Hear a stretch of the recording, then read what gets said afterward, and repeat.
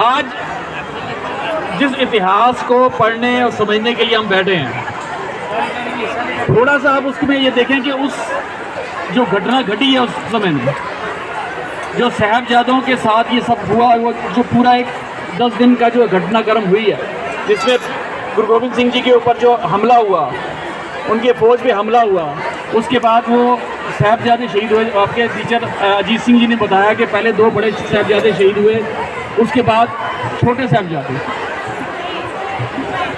सबसे बड़ा जो एक इसमें इम्पोर्टेंट चीज़ है वो समझने की ये है कि इतिहास ये बना क्यों, आखिर उनको इतनी जो शहादत हुई है, उनकी इतना जुल्म हुआ, उन्होंने अपनी जानें वार दी, उसके पीछे उनका मकसद क्या था, आखिर ये हुआ क्यों, कारण क्या था, इसको जानना बहुत ज़रूरी है। और दूसरा ये कि किसके खिलाफ वो थे, ये किसके खिलाफ हुआ, तो ये 2 बातें जाननी बहुत ज़रूरी है। पहली बात, जिसके खिलाफ थे, हम ये सोच लें कि किसी खास लोगों या खास समुदाय के खिलाफ नहीं था वो केवल जो जुल्म जो उस टाइम कर रहे थे, जो उसकी उस टाइम की हुकूमत थी, जो उस टाइम की सरकार थी, उनकी लड़ाई, उनकी जंग जो है उस हुकूमत और सरकार के खिलाफ थी, आम लोगों के खिलाफ नहीं थी।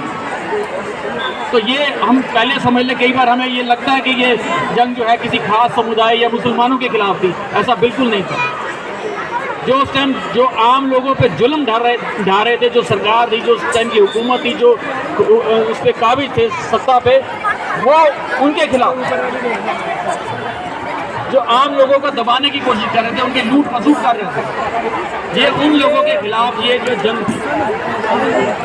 और उस जंग में जब उनसे ये कहा गया कि आप भी इस जब हमारे खिलाफ जब कोई उठ नहीं रहा, कोई हमारे खिलाफ बोलने को तैयार नहीं है, कोई हमारे सामने खड़ा होने को तैयार नहीं है, किसी की हिम्मत नहीं है, तो आपकी हिम्मत कैसे हो रही है कि हमारे सामने हमारे इन जुल्मों के खिलाफ आप आवाज़ उठाते हैं। ये लड़ाई थी,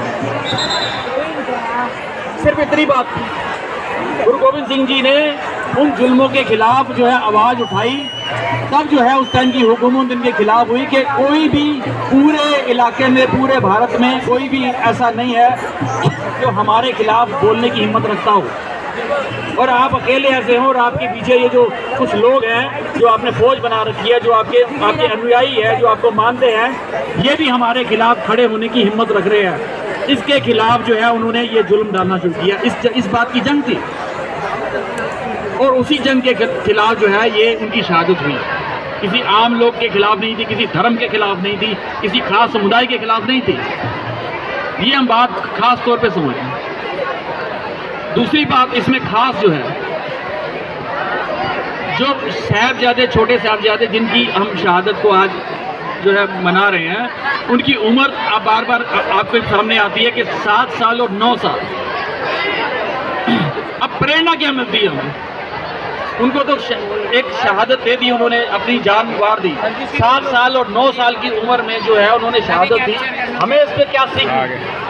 हमारी सीख यही है कि कभी भी हमने अपने आप को किसी भी बड़ी से बड़ी मुसीबत के खिलाफ छोटा नहीं समझना। आप में से कई बच्चे हैं जिनकी उम्र जो है 7 साल, 9 साल, 15 साल, 14 साल, 18 साल, इतनी उम्र के सारे, क्योंकि स्कूल टाइम इतने का ही होता है।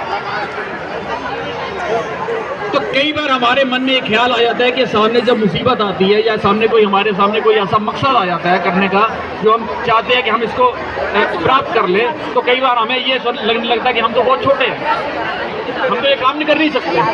कई बार हमारे मन में ये आ जाता है कि हम तो गरीब हैं, या कई बार ये होता है कि हम तो छोटी कॉलोनी में रहते हैं, या छोटे लोग हैं, या हम तो कुछ भी नहीं है, हमारी में तो हिम्मत नहीं है, ताकत नहीं है। तो ये जो छोटे साहबजादों की जो इतिहास जो उन्होंने रचा है, ये हमारे लिए प्रेरणा है कि इतनी बड़ी सरकार, इतने जुल्म जो उनके, जब वो उनका जो फिल्म भी देखते हैं कि इतने बड़े शासक जो थे वो दरबार में बैठे हुए हैं, उनके पास ताकत थी, हिम्मत थी, उनके पास पोस्टर रखे हैं उधर रख दे, किसी को भी मरवा सकते थे, किसी को भी काट सकते थे, कुछ भी कर सकते थे।